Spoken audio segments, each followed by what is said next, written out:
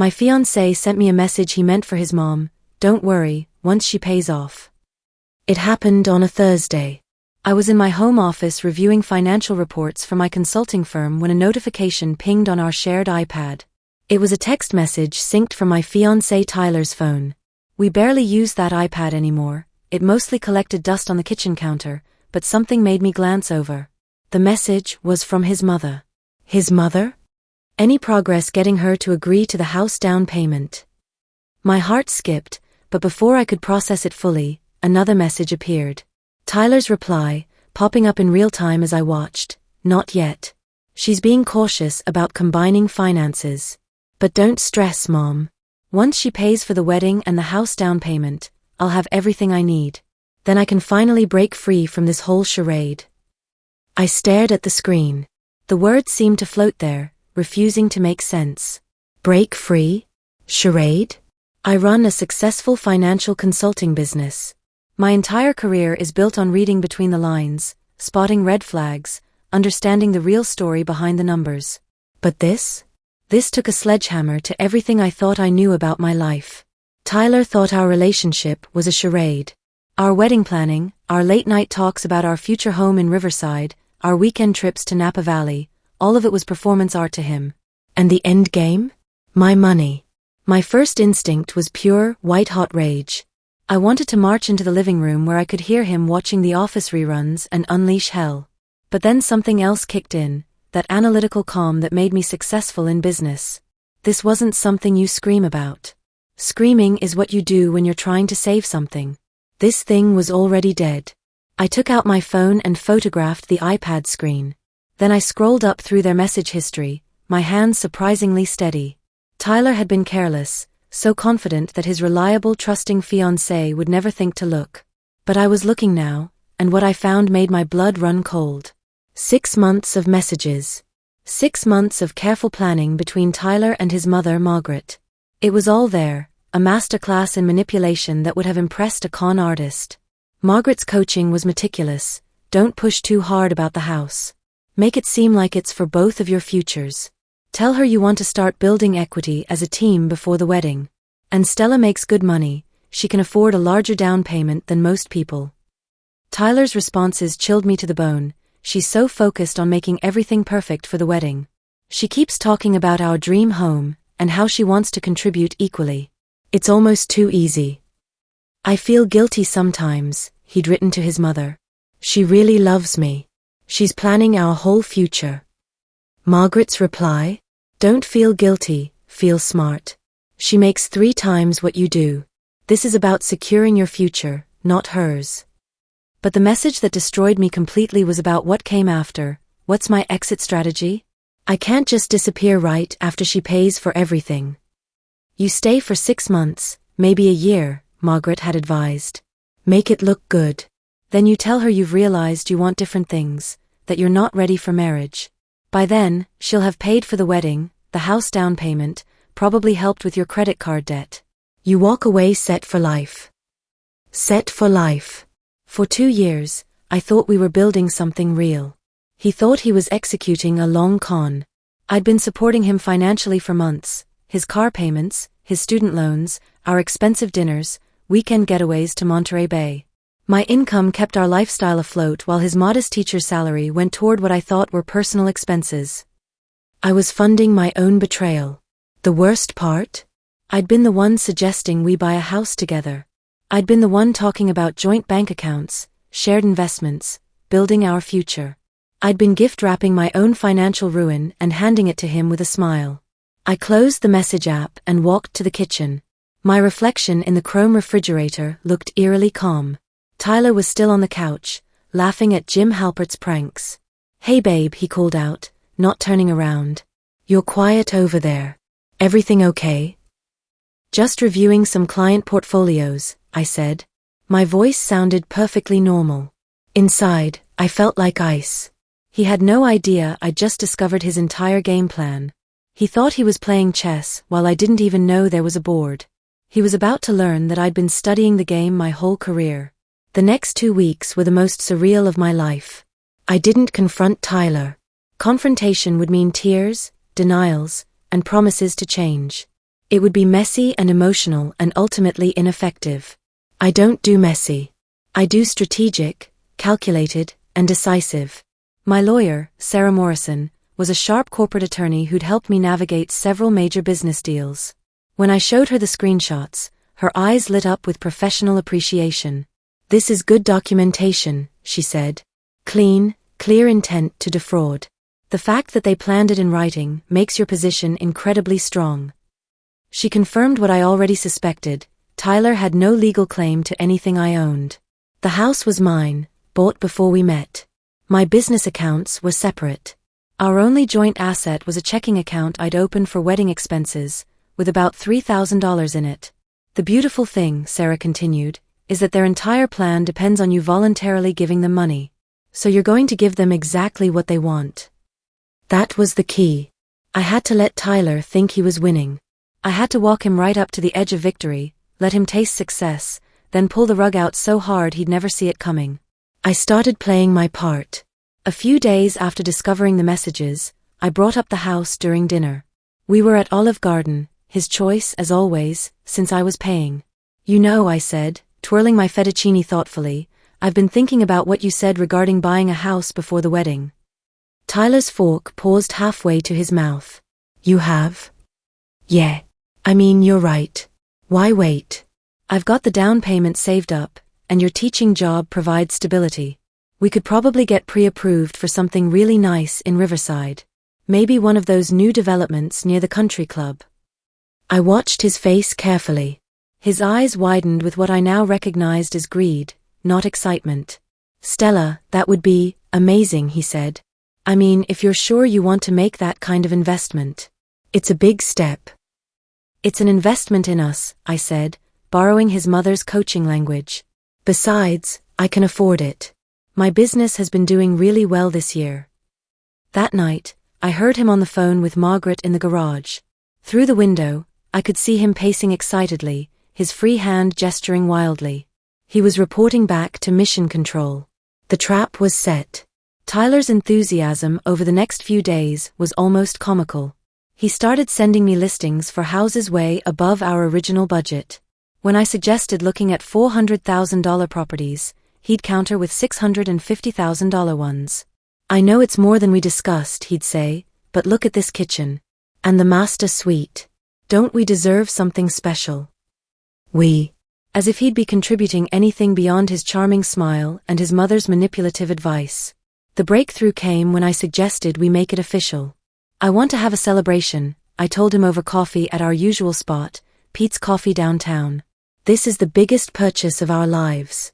I want our families there when we sign the papers. Make it a real moment." Tyler's face lit up like Christmas morning. That's such a beautiful idea, Stella.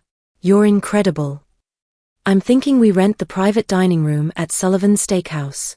Have your parents there, mine too. I'll bring a cashier's check for the down payment, let's say $150,000, and we'll make it official in front of everyone who matters to us."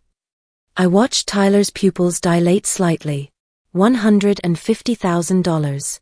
More than his mother had probably dared dream. "That sounds perfect," he managed. "Really, really perfect." That night, his phone conversation with Margaret went long past midnight. I could hear her excited squealing through the walls. They thought they'd won the lottery. I scheduled the dinner for the following Saturday. Tyler spent the week house hunting with renewed vigor, sending me links to properties that would require exactly the down payment I'd mentioned. He'd found a Tudor-style home in the hills that he was particularly excited about. "It's got a 3-car garage and a wine cellar," he told me breathlessly. "The seller is motivated. If we move fast with a strong down payment, we could get it below asking price." "Sounds like destiny," I said. Meanwhile, I was making preparations of my own. I had all the screenshots printed and enlarged. I prepared 2 sets of documents, one for my parents, one for his. And I practiced my speech in the mirror until every word was perfect. Tyler had spent months planning his heist. I was about to show him what a real professional looked like. Saturday arrived crisp and clear. I'd chosen Sullivan's Steakhouse deliberately. It was where Tyler had proposed 6 months earlier. The symmetry felt appropriate. The private dining room was elegant, mahogany walls, soft lighting, a single long table that seated 8 comfortably. Tyler and his parents sat on one side. My parents sat on the other. Tyler kept checking his watch and glancing at my purse, where he assumed I was carrying a life-changing check. Margaret looked like a cat who'd caught a canary. She kept touching Tyler's arm and giving me grateful smiles. His father, Robert, seemed genuinely happy for us, a decent man who I now realized was completely in the dark about his family's scheme. We ordered appetizers, shared wine, made small talk about the wedding plans and my business. Tyler was practically vibrating with anticipation. Every few minutes, he'd catch his mother's eye and they'd share a conspiratorial smile. After the main course arrived, prime rib for the men, salmon for the ladies, I stood up. I had a single envelope in my hand. As you all know, I began, Tyler and I have been talking about taking the next step in our relationship. We want to buy a house together, start building our life as a married couple. My parents smiled proudly. Robert clapped Tyler on the shoulder. Margaret and Tyler looked ready to burst with joy. Tyler found the most beautiful Tudor home in Riverside Hills. The seller wants a significant down payment, but I think it's worth it for our dream house. I paused, letting the anticipation build. So tonight, I wanted to make this official. In front of our families. With a gesture that shows how committed I am to our future. I opened the envelope, but instead of pulling out a check, I removed a single sheet of paper. It was a blown-up screenshot of Tyler's text message to his mother. I placed it in the center of the table where everyone could see it clearly. Don't stress, Mom. Once she pays for the wedding and the house down payment, I'll have everything I need. Then I can finally break free from this whole charade. The silence that fell over that room was deafening. Tyler's face went from triumphant joy to absolute horror in the span of a heartbeat. Margaret looked like she'd been physically slapped. My parents stared at the paper, then at Tyler, their expressions shifting from confusion to disgust. Robert read the message twice, his face gradually draining of color. He looked at his son, then at his wife, and the dawning realization was painful to witness. This dinner, I said, my voice steady and clear, was never about celebrating our future. It was about exposing the truth. Tyler, you and your mother have been planning to defraud me for 6 months. You thought my love made me stupid. You were wrong. I pulled out the second set of papers, copies of every text message between Tyler and Margaret. I handed one set to my parents, the other to Robert. These should answer any questions you might have about your son's character, I said to Robert. And Margaret's role in coaching him. Tyler started stammering. Stella, no, wait. This isn't, I can explain. Those messages, they're not what they look like. I was just venting to my mom about cold feet. Everyone gets nervous before big commitments. There's nothing to explain, I cut him off. You explained everything perfectly in your texts. The engagement is off. We're done. And you won't be getting a penny from me.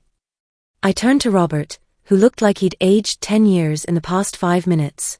I'm sorry you had to find out this way. I have no quarrel with you. But your wife and son are con artists, and I won't be their victim. Margaret finally found her voice. You're destroying this family over a misunderstanding. Tyler loves you. He was just scared about the financial responsibility. Young men say stupid things when they're overwhelmed. Overwhelmed. I laughed, and it wasn't a pleasant sound. He was overwhelmed by the prospect of stealing $150,000 from me? He was overwhelmed by planning to abandon me after I'd paid for our wedding and house? That's not fear, Margaret. That's fraud. My father, who'd been silent throughout the exchange, finally spoke. His voice was cold as winter. Tyler, you targeted our daughter because you saw her success as an opportunity to exploit. That's not love. That's predatory behavior. Tyler was crying now, ugly, desperate tears. Please, Stella. I made a mistake. I let my mom get in my head. I do love you. We can work this out. We can go to counseling. I'll make it up to you. You'll make it up to me. I stood up, gathering my purse. Tyler, you spent 6 months planning to rob me blind and abandon me. The only reason you didn't succeed is because you got sloppy with your phone. This isn't a mistake you made, it's who you are. I looked around the table one last time. The wedding is cancelled. Tyler's belongings will be packed and delivered to your house tomorrow. The locks on my house are already changed. If any of you attempt to contact me again, I'll file a restraining order. My parents stood with me. As we walked toward the door, I heard Margaret hiss at her husband, "Say something. Don't let them leave like this." But Robert just sat there, staring at the evidence of his family's betrayal, looking utterly broken. We left them sitting in the wreckage of their perfect plan. The fallout was immediate and spectacular. By the time I got home, Tyler had left me 17 voicemails and 43 text messages. The progression from desperate pleading to angry accusations to pathetic bargaining was almost fascinating from a psychological standpoint. His last message, sent at 3 a.m., was pure desperation. "Stella, please. I know I messed up, but we can fix this. I'll quit my job and find something better. I'll pay you back every penny you ever spent on me. My mom was wrong to push me, but I swear I love you. Don't throw away 2 years over this." I blocked his number. Margaret tried a different approach, showing up at my office Monday morning with red eyes and a rehearsed speech about family forgiveness and second chances. My security team escorted her out after she refused to leave. But the most satisfying part came from Robert. He called me 3 days after the dinner. His voice was heavy with shame and exhaustion. "Stella, I owe you an apology. Not just for Tyler, but for Margaret. I've been blind to what was happening in my own house." He paused, and I could hear him struggling with the words. "I've filed for divorce. I can't be married to someone who would coach our son to commit fraud. And I've cut Tyler off financially. At 28, it's time he learned to support himself." The dominoes kept falling. Margaret, facing divorce and public humiliation in their small community, had a complete breakdown. Tyler, suddenly without his mother's coaching or his father's financial support, found himself alone in a studio apartment, making teachers' salary stretch to cover rent he'd never had to pay before. The Tudor house he'd been so excited about? It sold to another couple while he was busy begging me for forgiveness. 3 weeks later, I ran into him at Target. He looked terrible, thin, unshaven, wearing clothes I recognized from 2 years ago. He saw me in the checkout line and his face crumpled with hope. "Stella," he said, hurrying over. "God, I've missed you. You look beautiful. Listen, I know things ended badly, but I've had time to think. Really think. About what I did, about who I want to be. I'm in therapy now. I'm working on myself. Maybe we could get coffee? Just talk." I looked at him for a long moment. This man who'd planned to steal my future, who'd seen my love as weakness to exploit, who'd spent months perfecting his lies. "Tyler," I said quietly, "I need you to understand something. What you did wasn't a mistake or a moment of weakness. It was a sustained campaign of deception designed to rob me of everything I'd worked for. You didn't love me. You saw me as a mark." His eyes filled with tears. "That's not true. I did love you. I do love you." "No," I said, turning back to my cart. "You loved my bank account. There's a difference." I walked away, leaving him standing there in the checkout line, finally understanding that some bridges, once burned, can never be rebuilt. The demolition was complete, and I was free.